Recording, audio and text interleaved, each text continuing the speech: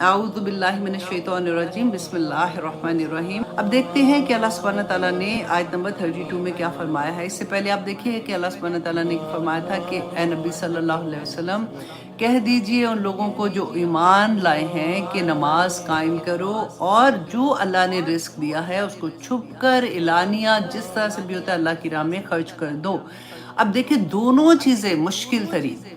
अब आम तौर पे जो नमाज पढ़ते हैं ना उनको तो आदत होती है, लेकिन आप सोचें जिनको आदत नहीं होती उनके लिए नमाज बड़ी मुश्किल होती है पढ़नी, क्योंकि रसूल अल्लाह ने खुद फरमाया था ना कि इनको अगर ये पता हो कि इशा की नमाज में ये नहीं जैसे आते हैं तो इनको पता हो कि उसका कितना अजर है, तो ये घुटनों के बल अपनी चल के भी मस्जिद में आते। और फिर रसूल अल्लाह सल्लल्लाहु अलैहि वसल्लम ने फरमाया था कि मेरा दिल चाहता है, असर की नमाज के बारे में था ना, जो लोग नहीं आए हैं अजान की आवाज़ सुनकर भी नहीं आए, मेरा दिल चाहता है कि मैं किसी को कहूँ कि वो अकामा करे और नमाज पढ़ाए और मैं जाके उन लोगों के घर जला दूं। अगर उनको बच्चों का डर ना होता और उस घर में कि मैं मतलब उनका एक्चुअली इस हदीस का मकसद जो था ना वो ये नहीं कि घर जल रहे हैं तो हाय ऐसे कैसे कह दिया।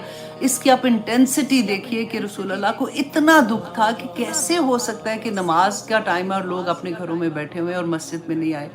तो सेकंड चीज़ ये थी कि माल थी, माल की मोहब्बत। आप देखें आजकल हमारा खुदा सबका दुनिया में तो माल ही बन गया हुआ है ना, उसी की खातिर सारा कुछ काम हो रहा होता है कि गलत भी काम उसी के लिए तो ठीक भी काम हमारे खुदा हमने खुद ही से बना लिए। वही बात रसूल अल्लाह ने कहा था कि हर ज़माने के बुत फ़र्क हैं, तो आज का सबसे बड़ा बुत जो है ना वो हमारे दिल के अंदर हमारा माल ही है।